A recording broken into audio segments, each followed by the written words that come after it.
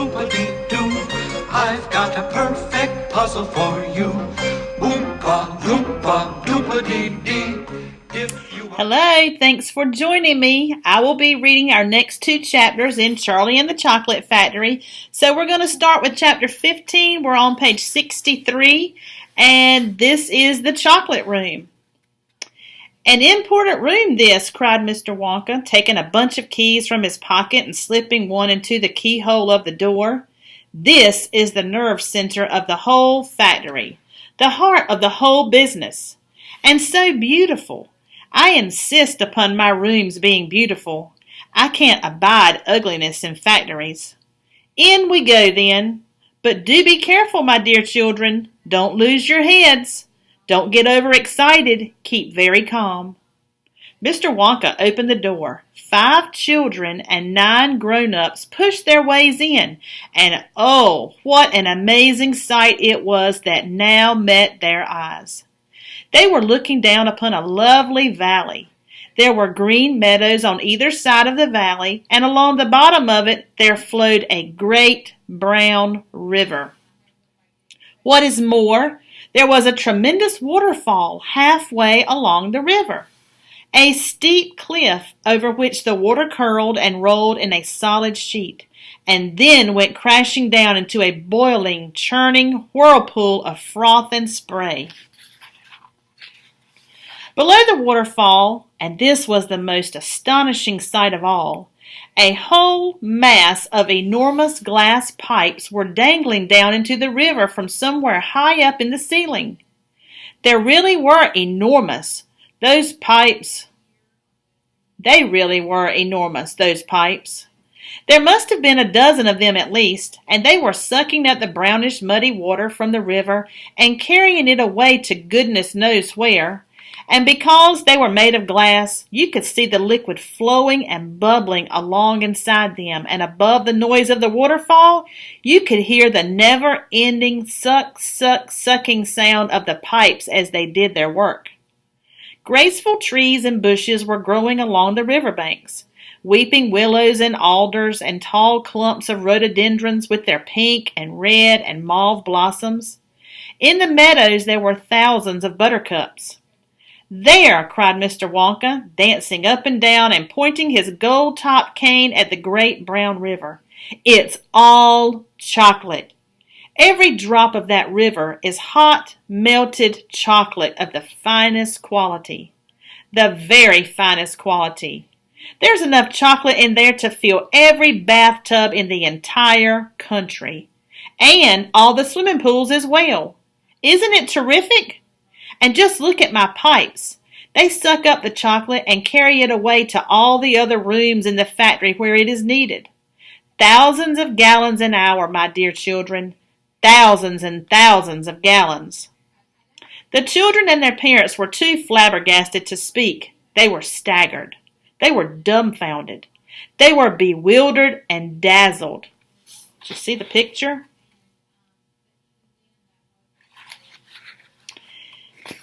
They were completely bowled over by the hugeness of the whole thing. They simply stood and stared. The waterfall is most important, Mr. Wonka went on. It mixes the chocolate. It churns it up. It pounds it and beats it. It makes it light and frothy. No other factory in the world mixes its chocolate by waterfall. But it's the only way to do it properly. The only way. And do you like my trees? He cried, pointing with his stick. And my lovely bushes? Don't you think they look pretty? I told you I hate ugliness. And of course they were all edible. All made of something different and delicious. And do you like my meadows? Do you like my grass and my buttercups? The grass you are standing on, my dear little ones, is made of a new kind of soft, minty sugar that I've just invented. I call it swudge. Try a blade. Please do. It's delectable. Automatically, everyone bent down and picked one blade of grass. Everybody, that is, except Augustus Gloop, who took a big handful. And Violet Beauregard, before tasting her blade of grass, took the piece of world record-breaking chewing gum out of her mouth and stuck it carefully behind her ear. "Isn't it wonderful?" whispered Charlie. "Hasn't it got a wonderful taste, Grandpa?" "I could eat the whole field," said Grandpa Joe, grinning with delight. "I could go around on all fours like a cow and eat every blade of grass in the field." "Try a buttercup," cried Mr. Wonka. "They're even nicer." Suddenly the air was filled with screams of excitement. The screams came from Veruca Salt. She was pointing frantically to the other side of the river. "Look! Look over there!" she screamed. "What is it?" "He's moving. He's walking. It's a little person. It's a little man. Down there below the waterfall." Everybody stopped picking buttercups and stared across the river. "She's right, Grandpa," cried Charlie. "It is a little man. Can you see him?" "I see him, Charlie," said Grandpa Joe excitedly, and now everybody started shouting at once. "There's two of them!" "My gosh, so there is!" "There's more than two. There's 1, 2, 3, 4, 5. What are they doing? Where do they come from? Look at those little people." "Who are they?" Children and parents alike rushed down to the edge of the river to get a closer look. "Aren't they fantastic? No higher than my knee. Look at their funny long hair." The tiny men, they were no larger than medium-sized dolls, had stopped what they were doing, and now they were staring back across the river at the visitors. One of them pointed towards the children, and then he whispered something to the other 4, and all 5 of them burst into peals of laughter. "But they can't be real people," Charlie said. "Of course they're real people," Mr. Wonka answered. "They're Oompa Loompas." Wow. So here we go into chapter 16 now. And chapter 16 is the Oompa Loompas. "Oompa Loompas," everyone said at once. "Oompa Loompas?" "Imported direct from Loompa Land," said Mr. Wonka proudly. "There's no such place," said Mrs. Salt. "Excuse me, dear lady, but—" "Mr. Wonka," cried Mrs. Salt, "I am a teacher of geography." "Then you'll know all about it," said Mr. Wonka. "And oh, what a terrible country it is. Nothing but thick jungles infested by the most dangerous beast in the entire world. Hornswogglers and snozwangers and those terrible wicked wangdoodles. A wangdoodle would eat 10 Oompa Loompas for breakfast and come galloping back for a second helping. When I went out there, I found the little Oompa Loompas living in tree houses. They had to live in tree houses to escape from the wangdoodles and the hornswogglers and the snozwangers. And they were practically starving to death. They were living on green caterpillars, and the caterpillars tasted revolting. And the Oompa Loompas spent every moment of their days climbing through the treetops looking for other things to smash up with the caterpillars to make them taste better. Red beetles, for instance, and eucalyptus leaves, and the bark of the bongbong tree, all of them beastly, but not quite so beastly as the caterpillars. Poor little Oompa Loompas. The one food that they longed for more than any other was the cacao bean. But they couldn't get it.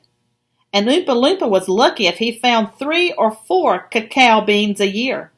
But oh, how they craved them. They used to dream about cacao beans all night and talk about them all day. You only had to mention the word cacao to an Oompa Loompa and he would start dribbling at the mouth. The cacao bean, Mr. Wonka continued, which grows on the cacao tree, happens to be the thing from which all chocolate is made. You cannot make chocolate without the cacao bean. The cacao bean is chocolate. I myself use billions of cacao beans every week in this factory. And so, my dear children, as soon as I discovered that the Oompa Loompas were crazy for this particular food, I climbed up to their treehouse village and poked my head in through the door of the treehouse belonging to the leader of the tribe.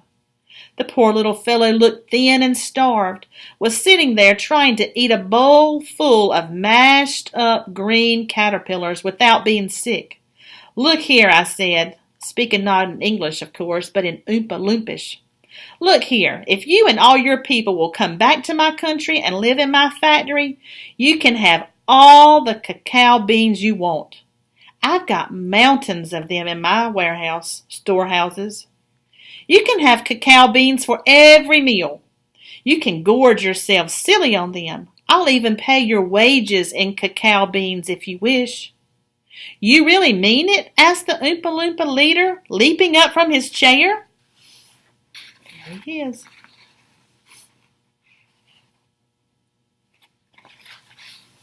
"Of course I mean it," I said, "and you can have chocolate as well. Chocolate tastes even better than cacao beans because it's got milk and sugar added." The little man gave a great whoop of joy and threw his bowl of mashed caterpillars right out of the treehouse window. "It's a deal," he cried. "Come on, let's go." So I shipped them all over here, every man, woman, and child in the Oompa Loompa tribe. It was easy. I smuggled them over in large packing cases with holes in them, and they all got here safely. They are wonderful workers. They all speak English now. They love dancing and music. They are always making up songs. I expect you will hear a good deal of singing today from time to time. I must warn you, though, that they are rather mischievous. They like jokes. They still wear the same kind of clothes they wore in the jungle. They insist upon that. The men, as you can see for yourselves across the river, wear only deer skins. The women wear leaves, and the children wear nothing at all. The women use fresh leaves every day. "Daddy!" shouted Veruca Salt, the girl who got everything she wanted. "Daddy! I want an Oompa Loompa. I want you to get me an Oompa Loompa. I want an Oompa Loompa right away. I want to take it home with me. Go on, Daddy. Get me an Oompa Loompa." "Now, now, my pet," her father said to her. "We mustn't interrupt Mr. Wonka." "But I want an Oompa Loompa," screamed Veruca. "All right, Veruca, all right. But I can't get it for you this second. Please be patient. I'll see you have one before the day is out." "Augustus," shouted Mrs. Gloop. "Augustus, sweetheart, I don't think you had better do that." Augustus Gloop, as you might have guessed, had quietly sneaked down to the edge of the river, and he was now kneeling on the riverbank, scooping hot, melted chocolate into his mouth as fast as he could. Well, that's the end of chapter 16. I can't wait to see what happens.